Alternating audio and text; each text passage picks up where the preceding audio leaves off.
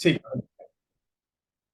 Bienvenidos y gracias por estar aquí, por subir a la colina, a la montaña y encontrarnos en la Acrópolis, todos juntos para una nueva entrevista. Hoy tenemos el placer de presentar a Julián Palomares. Es experto en filosofía comparada de Oriente y Occidente y profesor de filosofía desde hace más de 30 años. Fue director de la Escuela de Filosofía Nueva Acrópolis en Tarragona y actualmente dirige la escuela en Vigo.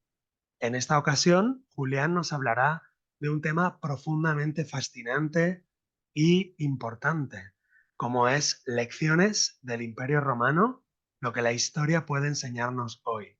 Bienvenido, Julián, gracias por estar aquí. gracias a ti y buenos días. Bien, pues para entrar en el tema, ¿cuáles fueron los pilares filosóficos y culturales que sustentaron la grandeza del Imperio Romano? Bien, la verdad es que se podrían decir muchos pilares, pero podríamos decir que Roma encarna, podríamos comparar una civilización como un ser vivo, ¿no? Entonces, si utilizásemos ese concepto de ser vivo compuesto de espíritu y materia, esa dualidad, podríamos decir que una civilización también tiene esa parte doble, ese espíritu y esa parte de plasmación material, ¿no? Entonces Roma encarna como ser vivo que es, como civilización grande que fue, Roma encarna una idea o varias ideas importantes. Para que haya una civilización tiene que encarnarse alguna idea. Entonces, igual que Grecia, por ejemplo, encarna la idea de inteligencia, Roma encarna más la idea de voluntad. Ujú.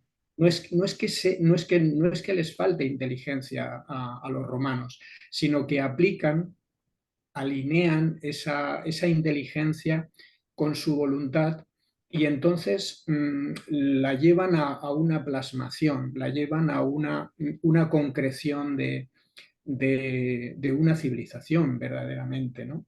Así como los griegos no podían unirse, eran muy individualistas, tenían una gran creatividad, pero lo que hace Roma es, con su voluntad, con su inteligencia, poder unificar todas esas cosas, poder plasmarlas, poderlas llevar a la práctica, poder unirlas. Entonces yo destacaría de Roma algunas ideas fundamentales. Como te digo, la idea de voluntad en plasmación de esa civilización, Ujú. la idea de unión. Precisamente en Nueva Acrópolis tenemos este año un lema que viene al caso con el tema romano, que es la unidad a través de la diversidad. Ujú. Y eso precisamente yo creo que encarna el espíritu de Roma, la idea de unidad en un mundo muy diverso.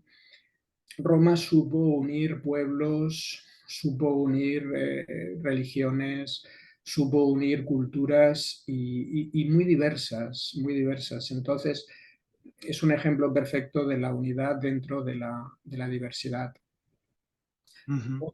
Otra idea que destacaría mucho de Roma sería el eclecticismo.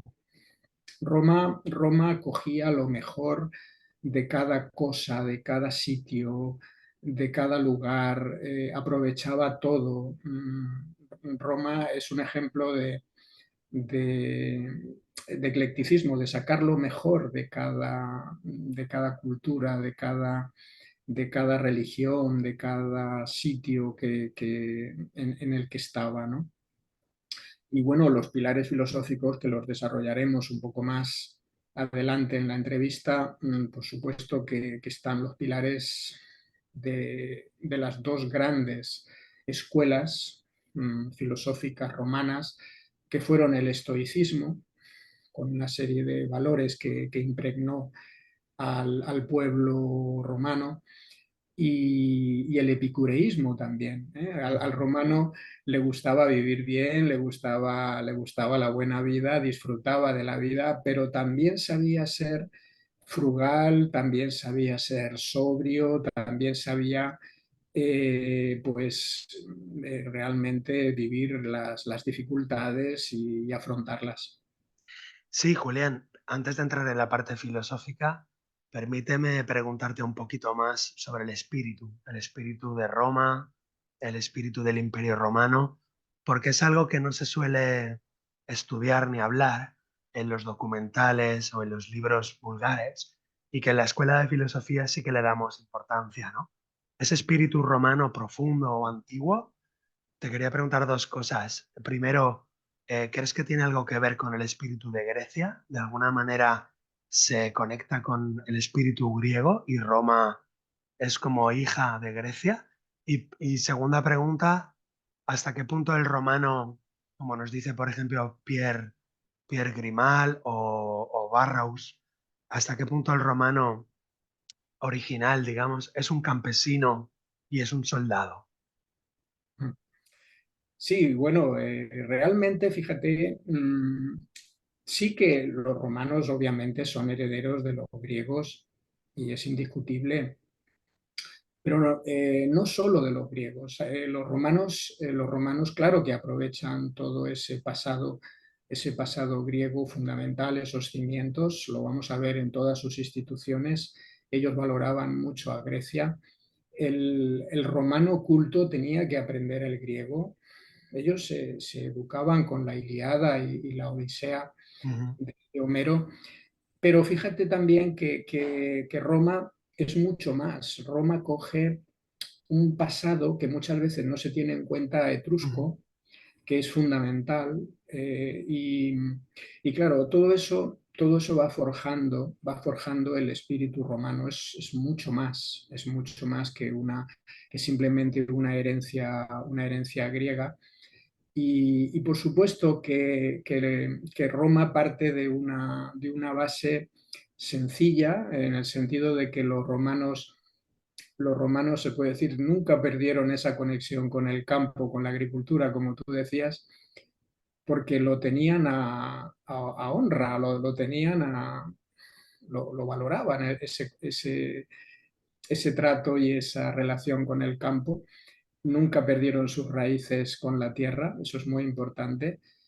Y luego también el espíritu romano yo creo que tiene un fondo de místico, podríamos decir, religioso, en el verdadero sentido de religar, que me parece fundamental y que muchas veces no se tiene en cuenta a la hora de hablar de Roma, y es el espíritu, el espíritu romano tiene que ver con esa conexión con lo invisible, esa conexión con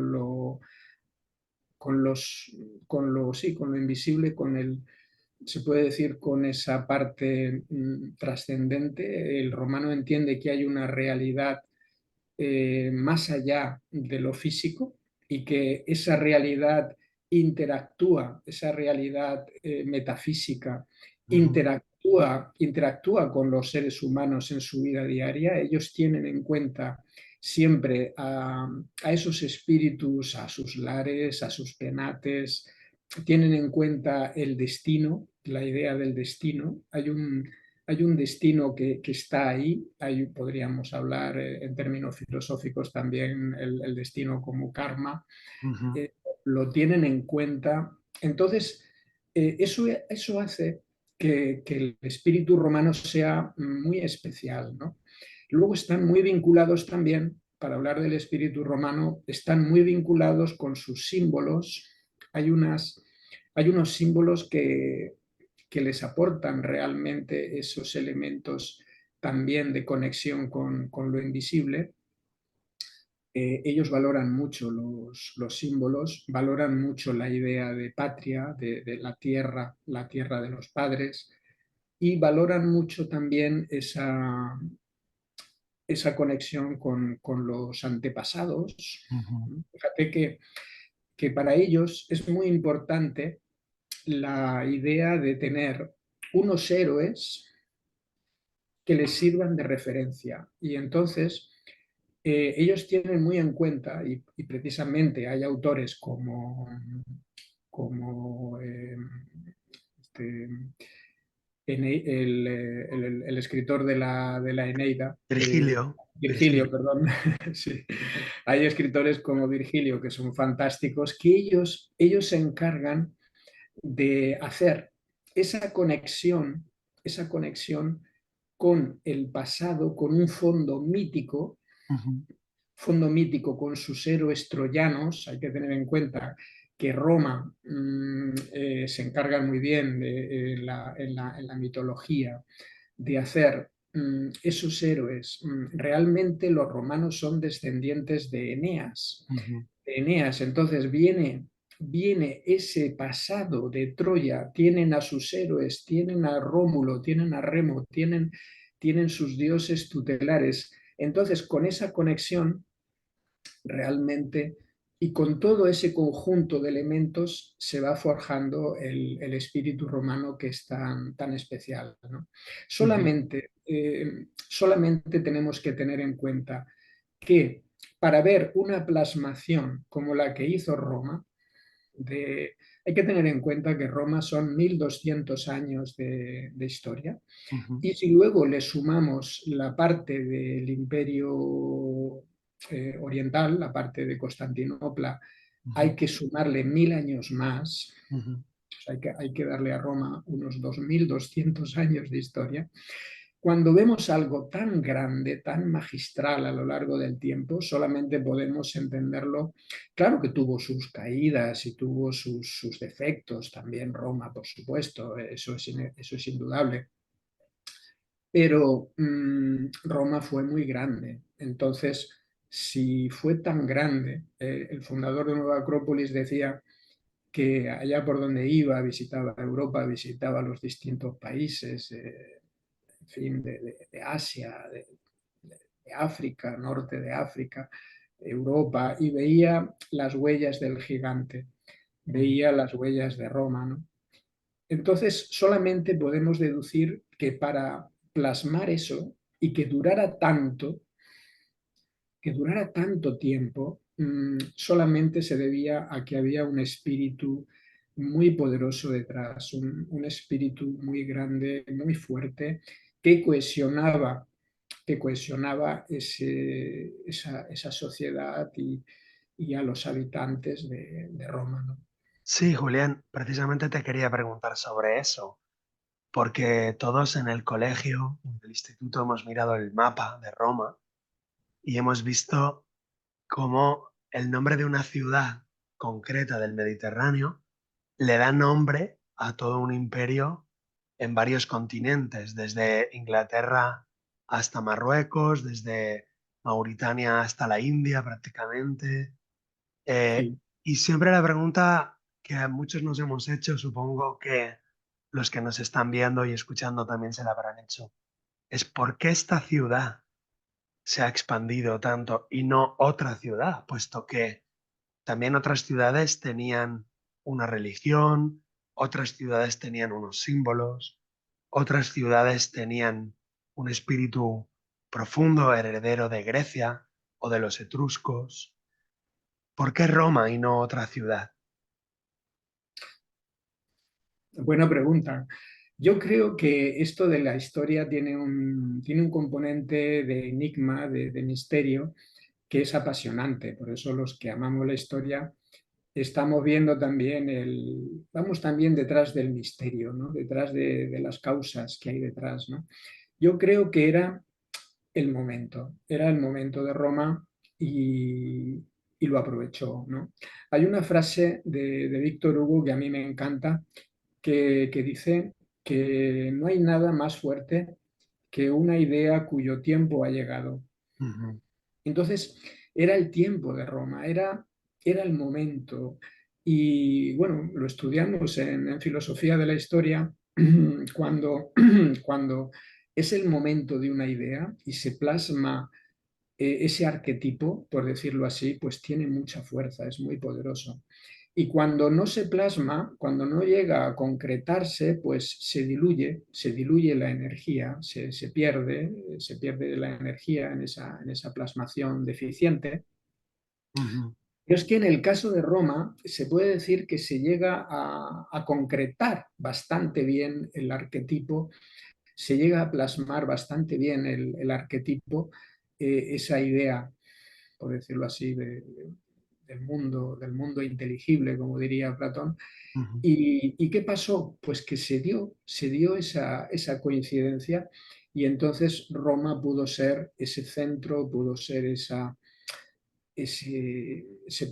referencia y ha marcado, fíjate que ha marcado y sigue marcando, porque no nos olvidemos que Roma sigue siendo la sede de la Iglesia católica, apostólica y romana. Ujú. No nos olvidemos que el representante de la Iglesia católica está en Roma y es una iglesia, es católica porque es universal y lo hace porque coge el espíritu de Roma, coge la Ujú. estructura de Roma y el Papa se queda en Roma porque es allí, de allí es el centro, Sí, es el centro del mundo. sí, ahora hablaremos, si te parece, avanzando un poco en la historia, llegaremos Sí, también al cristianismo, pero claro, déjame, permíteme que vaya otra vez hacia atrás, sí. hacia ese misterio de la historia que es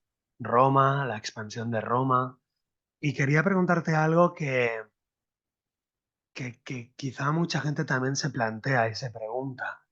Es que siempre nos muestran la Roma decadente, la Roma violenta, la Roma invasora, la Roma asesina, la Roma criminal.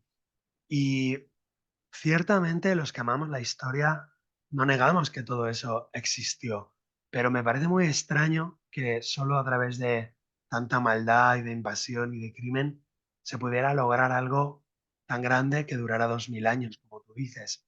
Entonces, cuéntanos, Julián, por favor, qué factores o qué elementos no nos enseñan las películas de Hollywood, no nos enseñan las series de Netflix, porque precisamente ahora ha vuelto a salir otra serie de Roma, donde sale Sí. Anthony Hopkins, un gran actor de Hollywood, pero desgraciadamente he visto el primer capítulo y es una porquería, en el sentido en el que otra vez te muestran todos los estereotipos fanáticos de Roma, de los emperadores locos, del crimen, del engaño, de la ambición. Evidentemente todo eso existió, no lo estamos negando, pero eso fue todo, esa es la leyenda negra de Roma.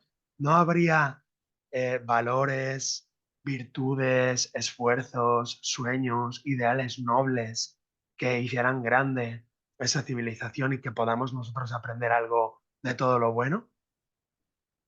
Sí, realmente es así como dices, porque se coge, se coge la parte más negativa, la parte más decadente.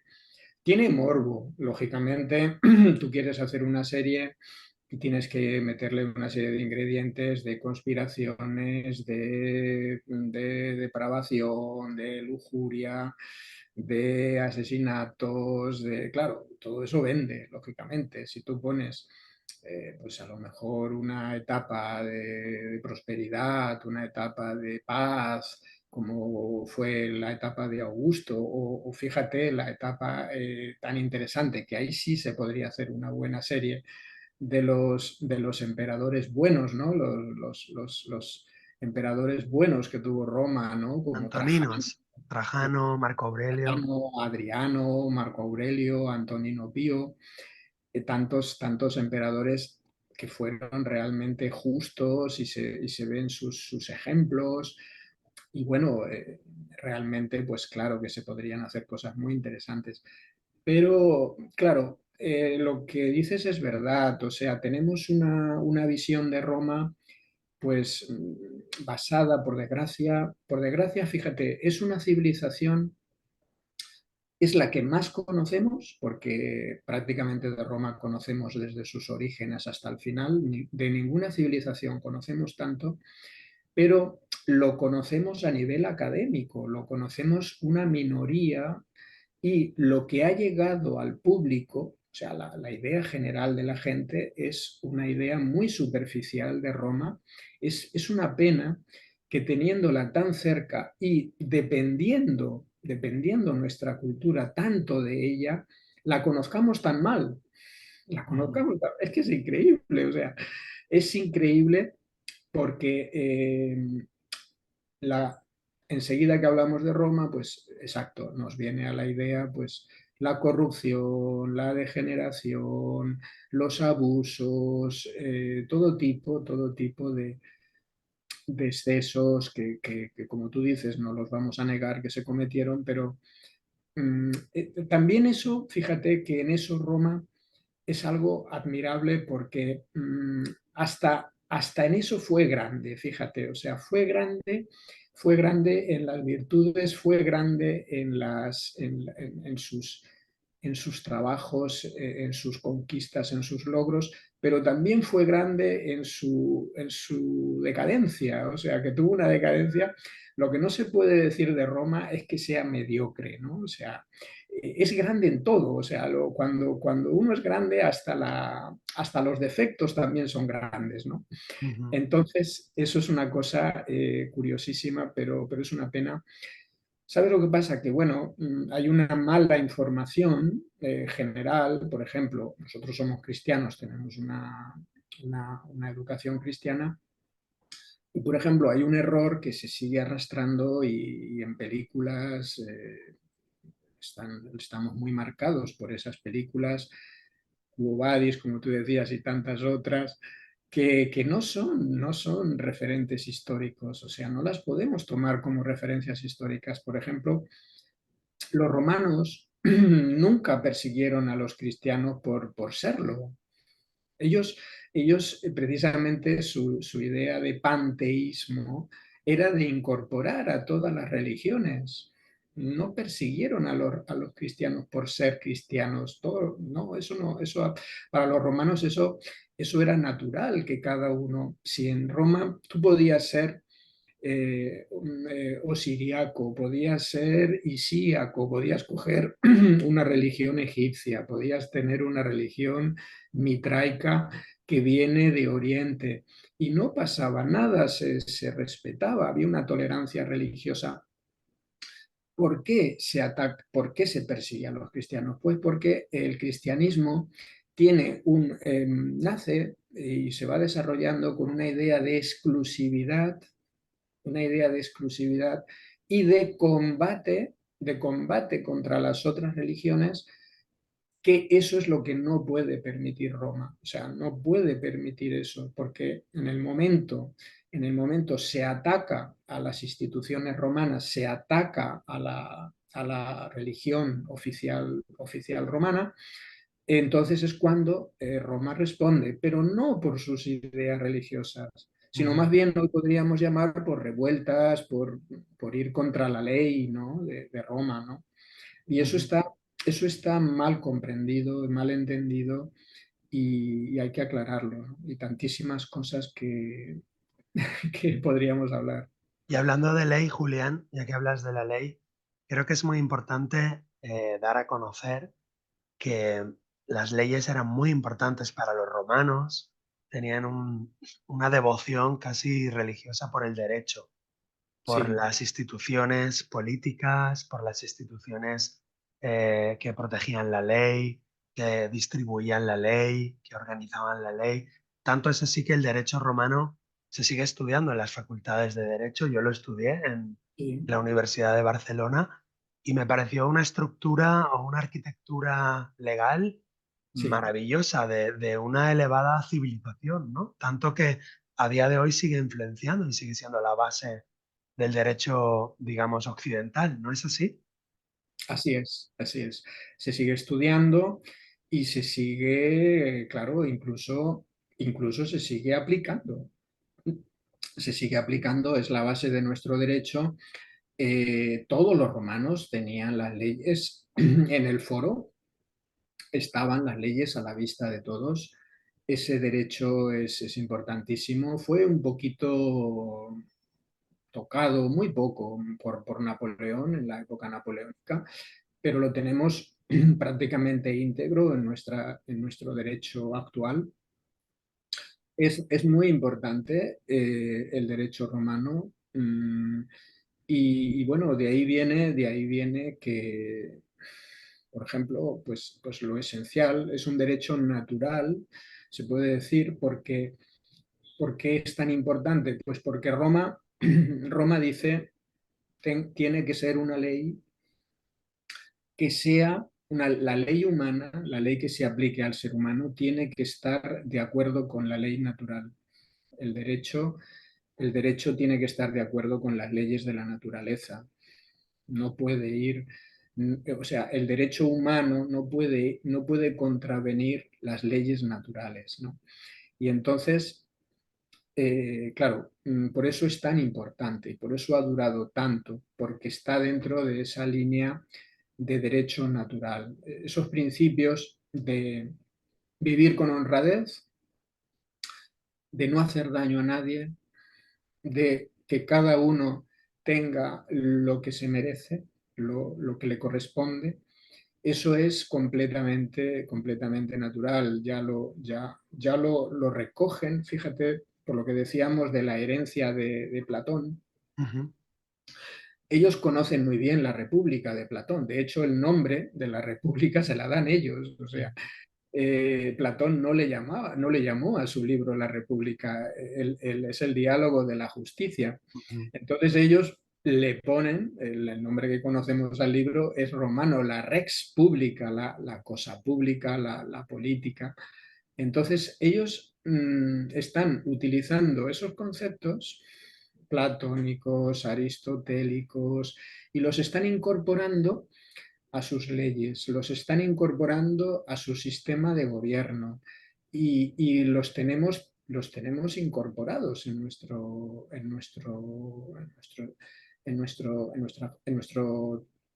cultura eh, actual, ¿no? sí, cultura actual y nuestro sistema jurídico, ¿no?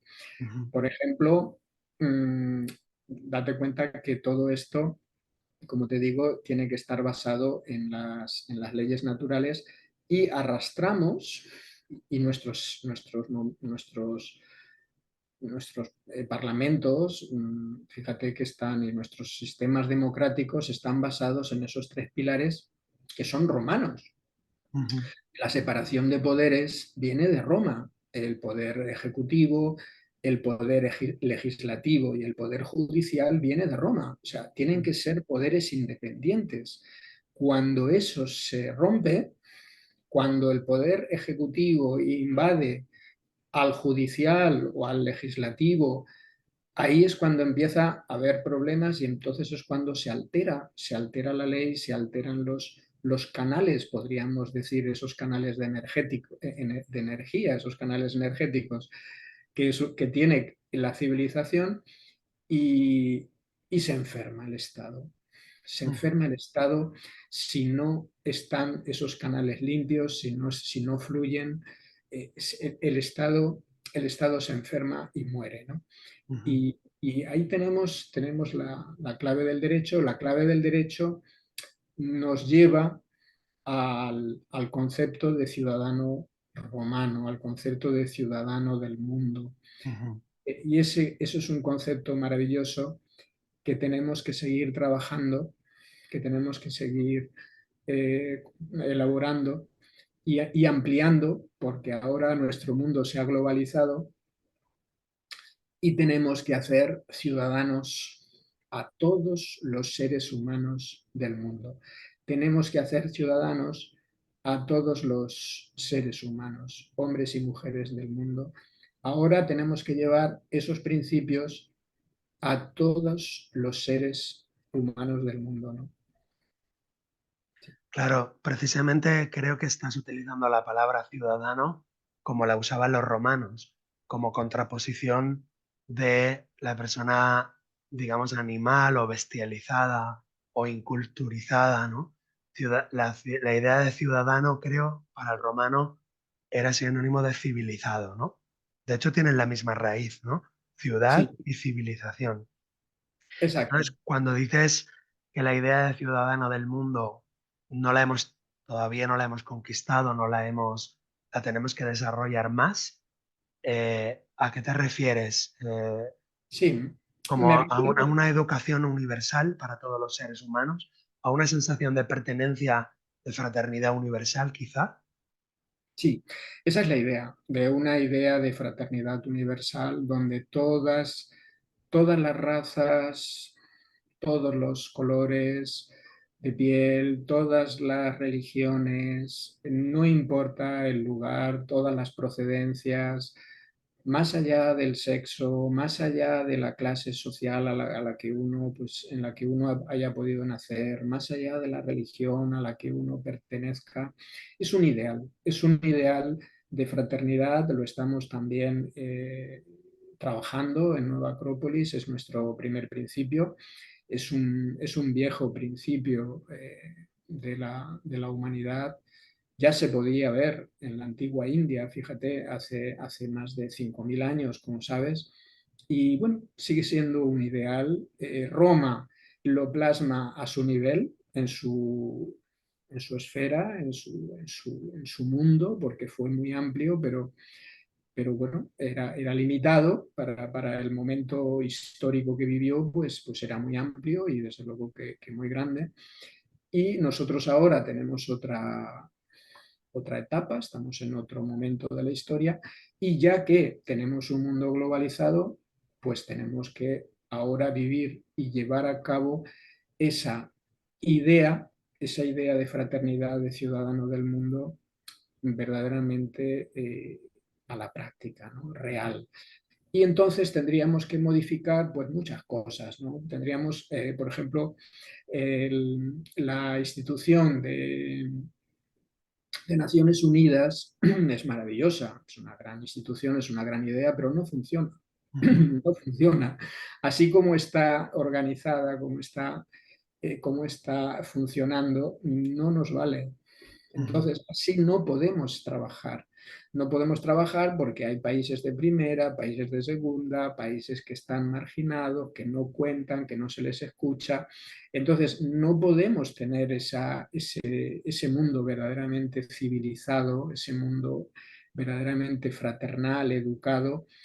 Y ahí está el espíritu de Roma que incorporó esos elementos y supo hacerlo. Eso es una gran virtud de Roma. Supo asimilar la capacidad de asimilación que tenía Roma de las distintas culturas, religiones, sin imponer, porque esa es la cuestión. O sea, Roma tenía esa particularidad, ¿no? O sea, decía, bueno, tú que aquí en Galicia tenemos un santuario, aquí muy cerca de Vigo, que era muy seguido, parece ser que tenía mucha importancia en el momento, ¿no? Hablaban del dios Verobreo. Verobreo, hay infinidad de lápidas parece ser que había muchas ofrendas a este dios, ¿no?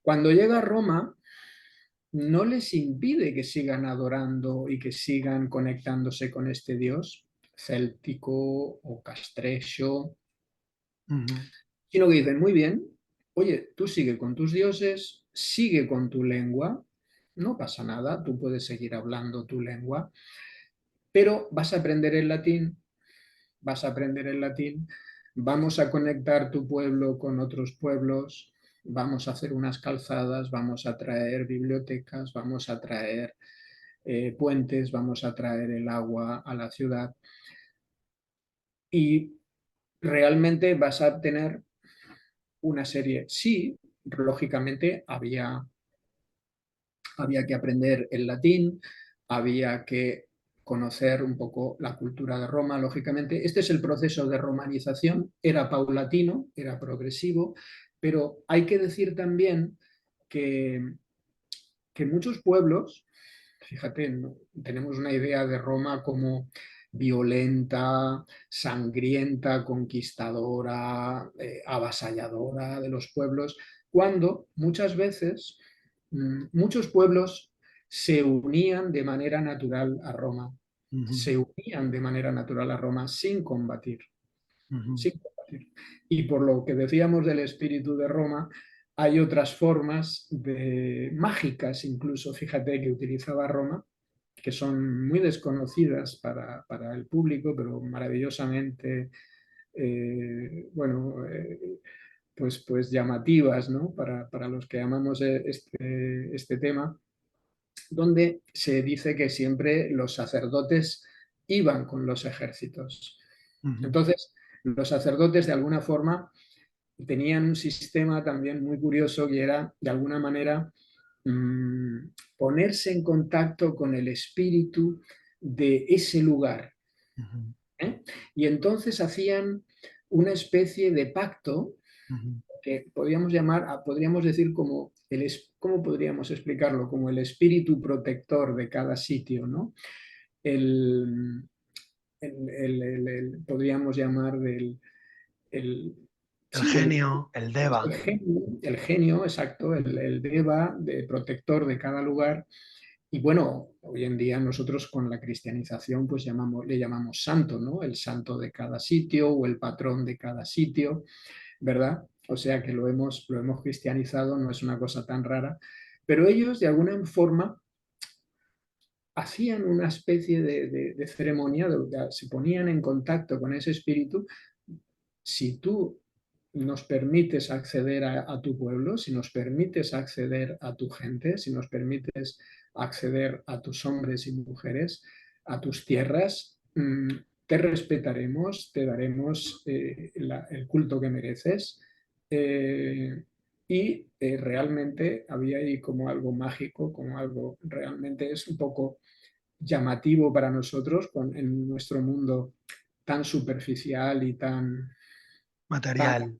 tan material que no nos permite ver más allá de la superficie de las cosas, de la parte más externa. Pero Roma tenía esa magia, tenía ese misterio que iba con ella también, con sus símbolos, con sus elementos religiosos, con sus ceremonias. Todo eso es Roma, todo eso es Roma, y todo eso hizo que el ciudadano romano, claro, se sintiera partícipe de algo muy grande, ¿no? De algo muy grande, estuviera donde estuviera, porque estuvieras en el rincón, como tú decías antes, más alejado de Roma, de la ciudad.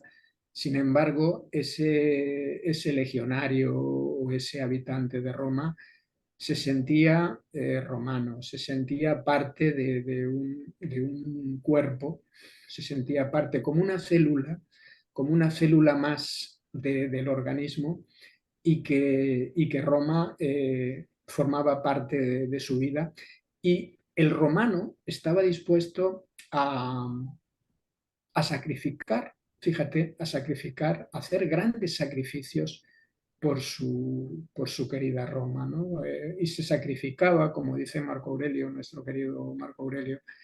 El romano podía entender que era más importante la colmena que la abeja, ¿no? Era más importante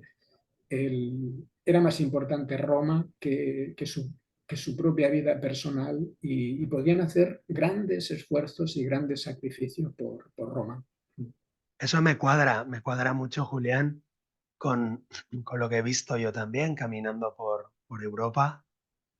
Me cuadra que no solamente hay conquista, violencia y todo eso, sino que debe haber un gran amor por esa patria grande, por esa cosmovisión, un gran amor y un gran esfuerzo de construcción, de armonización, por las calzadas, por los acueductos, por los edificios.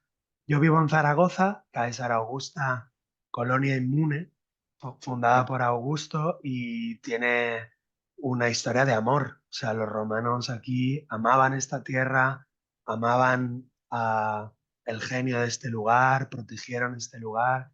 Y como tú dices, hay muchas historias de amor más allá de la guerra y de la violencia que nos muestran las películas. Me venían a la imagen también algunas cosas que leí, como las guerras itálicas, donde algunos pueblos lucharon contra Roma y decían, vamos a luchar contra vosotros.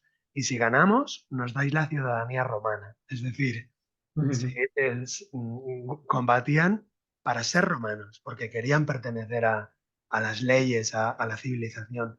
Eso no nos lo han contado en las películas. No nos lo han contado. También, también me venía a la mente la ciudad de Ampurias, en Gerona, en Cataluña, que tiene Sí, la ciudad íbera, la ciudad griega y la ciudad romana. Perfectamente las tres plantas de las tres ciudades se ven. Quiere decir que convivieron durante siglos sin invadirse mutuamente, como tú decías. Es decir, la sí. romanización fue un periodo largo, a veces Mm, no era violento, muchas veces no era nada sangriento, sino que muchas veces era el propio íbero o el propio, qué sé yo, el propio celta que se acercaba a esa civilización y poco a sí. poco se iba romanizando. Por cierto que la península ibérica es también, dentro de la historia romana, una de las zonas del Imperio Romano que se romanizó lo más pronto posible y fue una zona muy romanizada, es decir, se considera que los habitantes de la península ibérica se romanizaron enseguida, digamos, fácilmente entendiendo las ventajas, ¿no?, de participar de esa gran idea de Roma, ¿no? Sí. Y antes de entrar en la decadencia, que será la parte final de la cual hablaremos, quería preguntarte algunas ventajas más de ser romano, es decir, ¿por qué querríamos ser romanos? Has hablado de bibliotecas, de acueductos, de higiene, de calzadas, del derecho romano. Casi nadie sabe o no nos han enseñado lo suficiente cómo la civilización romana, por ejemplo, amaba el agua limpia, la higiene, las termas, los baños públicos, las fuentes. Casi nadie sabe la relación entre Roma y el agua, que era una historia de amor. Allá donde Roma estaba, el agua era importantísima. Hay una especie de idilio del amor entre Roma y el agua, ¿no? Sí, Los acueductos, las fuentes, las sí, canalizaciones, los regadíos, y las bibliotecas, el saber, los hospitales, también los teatros, las comedias, la parte cultural de Roma, el deporte, los gimnasios, los juegos que nos han vendido siempre la sangre del gladiador, pero en realidad el juego favorito del romano era la carrera de carros, no la matanza de seres humanos en no. el circo, eso es en la época ya decadente. Entonces el deporte, la higiene, la cultura, las bibliotecas, la idea de ocio, la idea de trabajar una parte del día, pero la otra parte dedicarla a la cultura, a la civilización, a la educación. Háblanos un poquito de todo eso, por favor, Julián, que lo necesitamos. Sí. Bueno, claro, tú mencionas ahora, es que son muchas cosas. Roma le daba mucha importancia a la educación, ¿no? Y fíjate que es por lo que sabemos, es la civilización más alfabetizada de la antigüedad, ¿eh? Eh, era la educación, la formación, llegaba a muchísima gente, ¿eh? Entonces, nos ha llegado pues ese idioma, nos ha llegado el alfabeto que seguimos utilizando los días de la semana. Las bibliotecas tenían ese maravilloso nombre, ¿no?, de Valetudinarium Animi, Valetudinarium Animi, sanatorio de almas, sanatorio de almas, Valetudinarium Animi, ibas a sanar, ibas a equilibrar tu espíritu, ¿no? Entonces, la cultura era fundamental para Roma, ¿no? Esas bibliotecas, esas termas, donde no solo eran baños, sino que también estaban asociadas a a las bibliotecas, el deporte, como tú decías, los espectáculos, el teatro, la literatura, el arte. El arte, somos herederos del arte romano, con el retrato, con el realismo, el arte realista de Roma. O sea, ellos son grandes canalizadores del espíritu griego.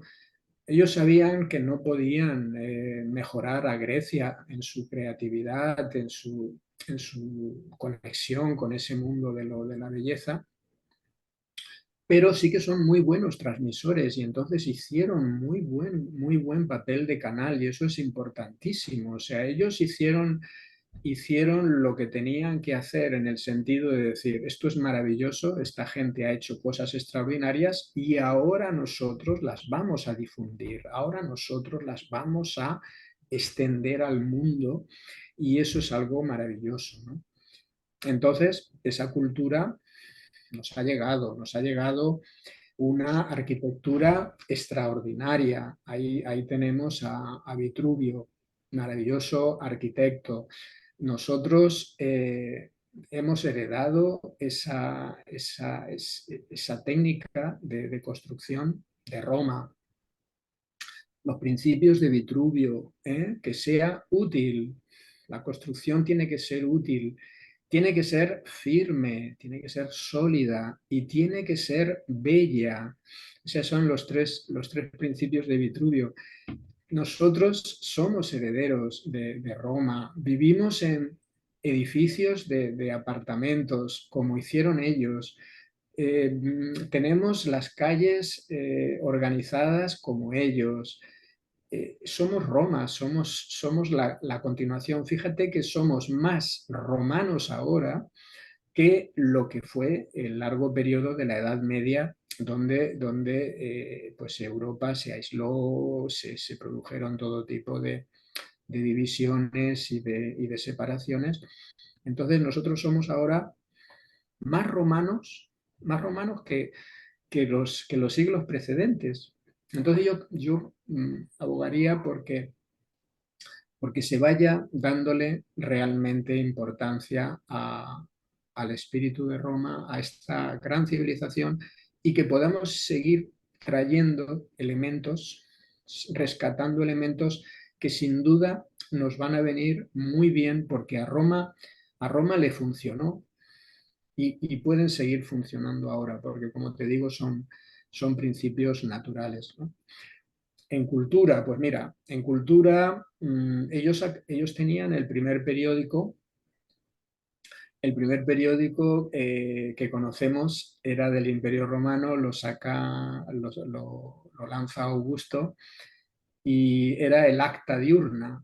El Acta Diurna se ponía todos los días en el foro las noticias más importantes, ahí se ponía y la gente podía enterarse de las noticias, de las novedades, y ese acta se distribuía por todas las provincias, llegaría con un poco de retraso, pero iba llegando, de manera que todas las provincias se iban enterando.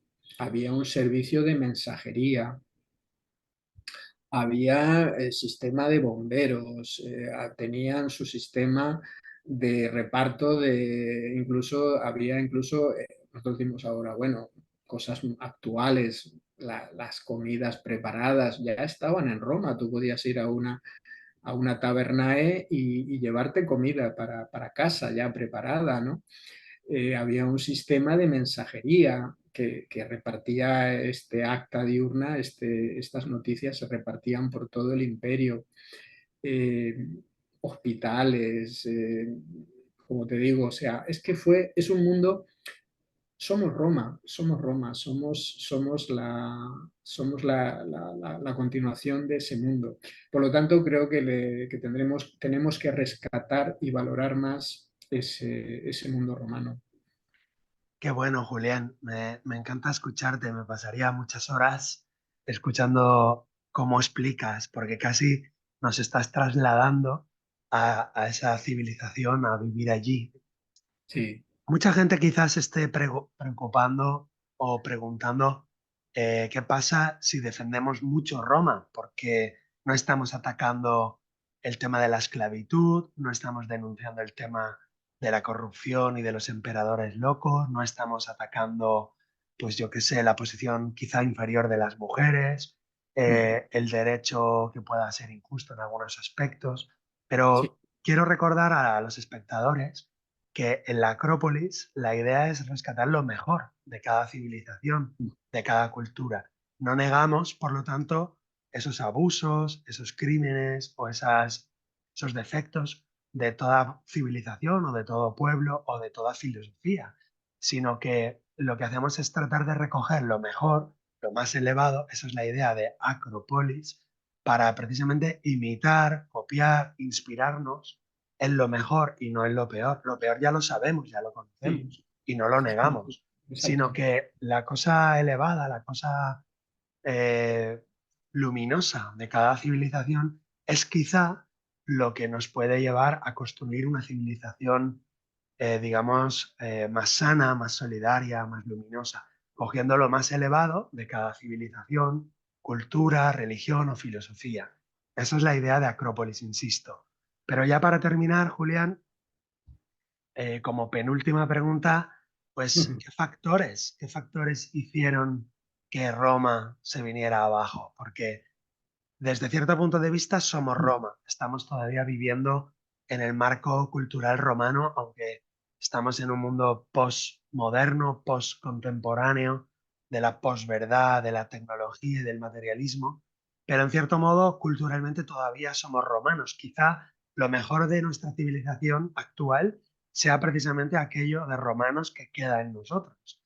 Pero más Sí. allá de eso, preguntarte, pues, qué llevó a Roma a su decadencia, a su final, y qué es lo que hizo entrar en la Edad Media, a ese tiempo romano, a ese tiempo clásico que fue cayendo paulatinamente en una Edad Media. ¿Qué factores hizo que Roma perdiera esa luminosidad? Bueno, efectivamente, decimos en filosofía de la historia que hay unos ciclos naturales, ¿verdad?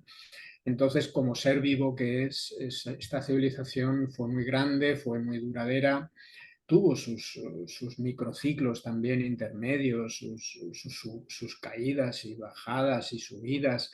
Tú lo has dicho, había momentos de crisis, pero una de las cosas que podemos aprender de Roma es que supo asimilar las crisis. Una de las cosas que tenía Roma era que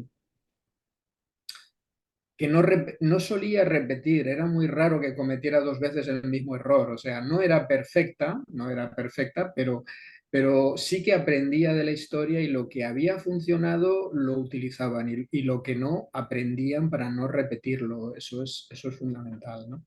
Aprendían de la historia y por eso tenían a la historia como maestra de vida. Ujú. Eso es algo que tenemos que rescatar. Entonces, como te digo, es un ser vivo y como todo ser vivo va a nacer, se va a desarrollar y va a morir, ¿no? Y entonces en el caso de Roma, pues va a morir también, va a tener una decadencia. Y la muerte de Roma, si podemos decir así, por lo menos si no en el espíritu, porque eso no muere, y lo podemos encarnar y lo podemos reclamar en cualquier momento, esas ideas, lógicamente. Sí, a nivel material y sí como ciclo histórico fue cayendo, fue decayendo. Y esto lo vamos a ver que no solo con Roma, sino que es una constante en todos los pueblos, en todas las civilizaciones.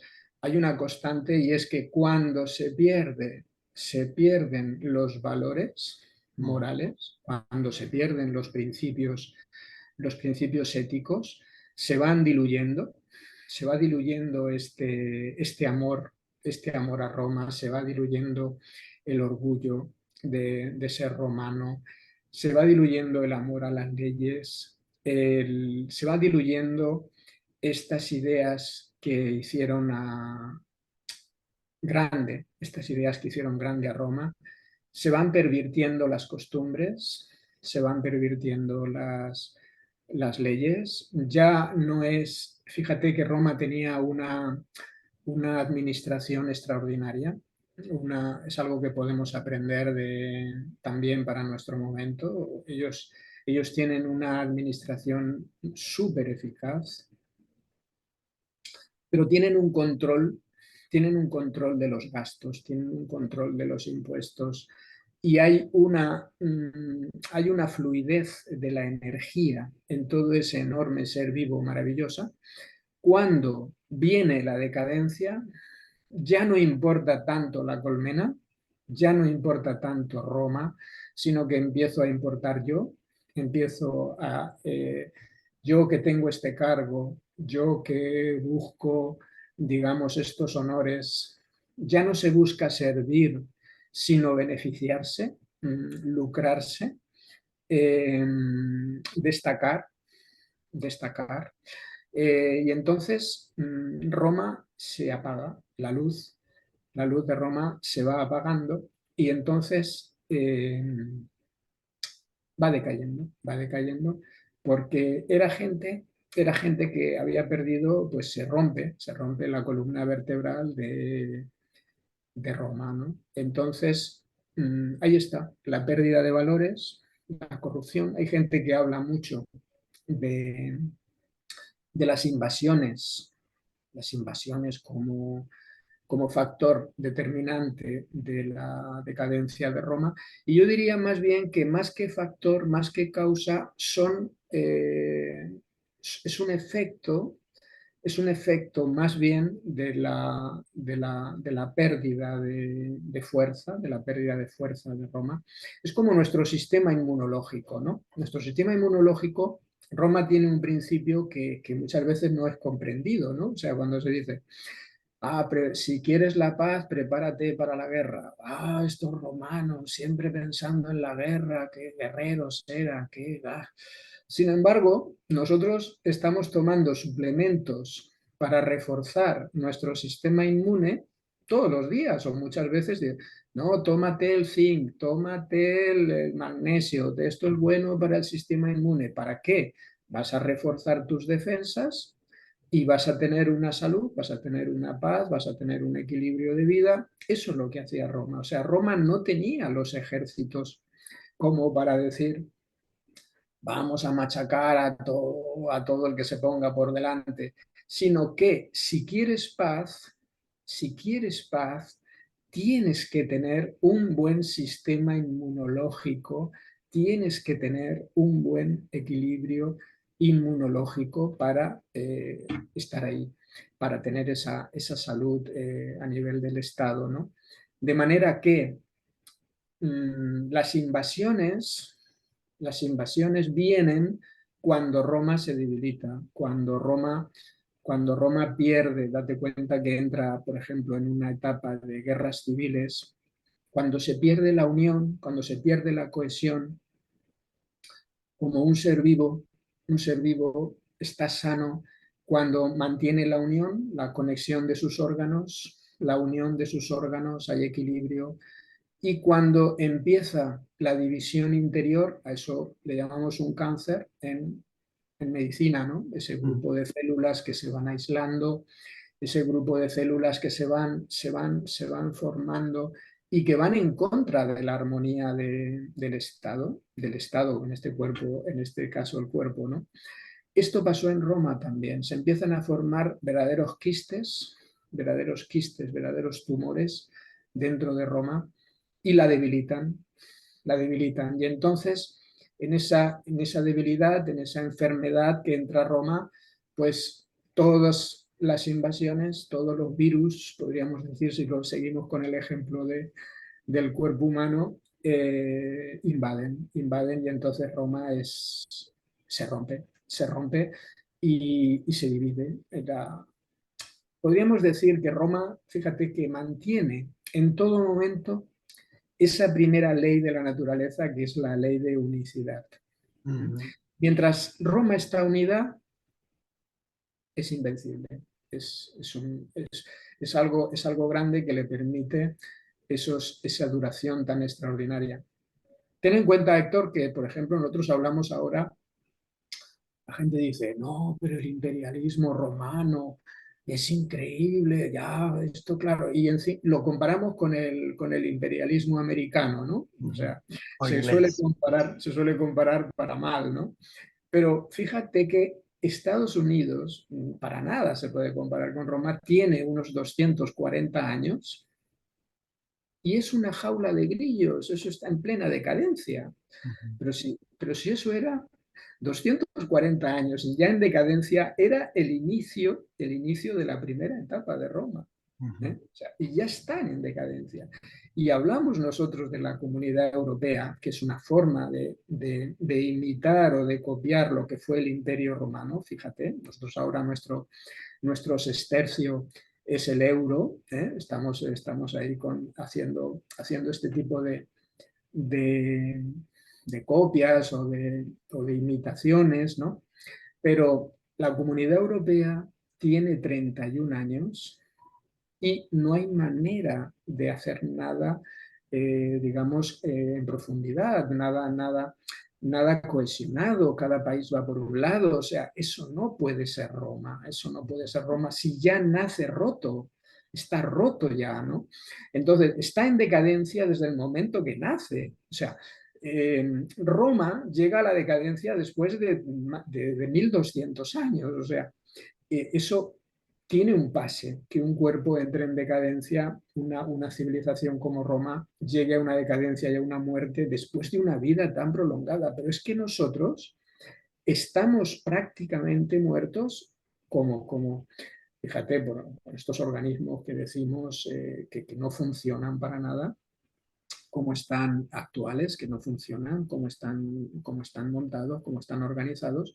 Ujú, Entonces, Roma cayó, lógicamente, pero fue por esto, fue por esa pérdida de unidad, esa visión de meta, esa pérdida de visión de civilización que los unió durante tanto tiempo, cuando se pierde ese objetivo común, cuando ujú. todos estaban trabajando para esa finalidad y se pierden esos fines, pues Roma cae, ¿no?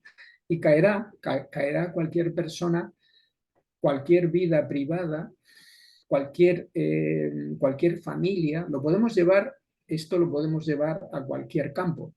Lo Ujú, podemos llevar a nivel privado, lo podemos llevar a nivel familiar, lo podemos llevar a nivel empresarial. Si no trabajamos de acuerdo a una ética, si no trabajamos de acuerdo a unos principios naturales y a unas leyes naturales, esto fracasa y va a decaer. Va a decaer porque no podemos ir en contra de las leyes naturales, ¿no? ujú. Y Roma, pues rompió este equilibrio.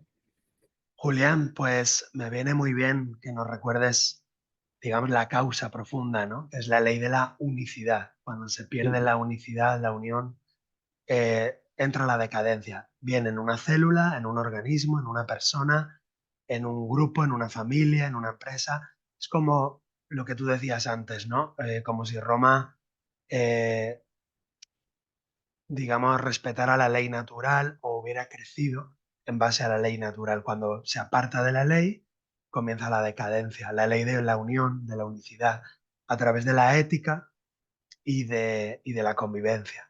Pues Julián, te agradezco muchísimo esta entrevista.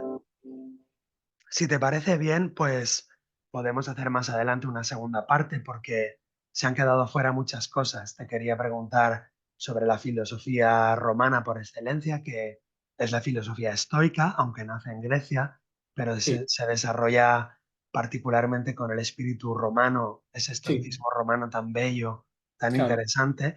Y si te parece, Julián, pues quedamos de aquí a unos meses y hacemos una segunda parte, si te apetece.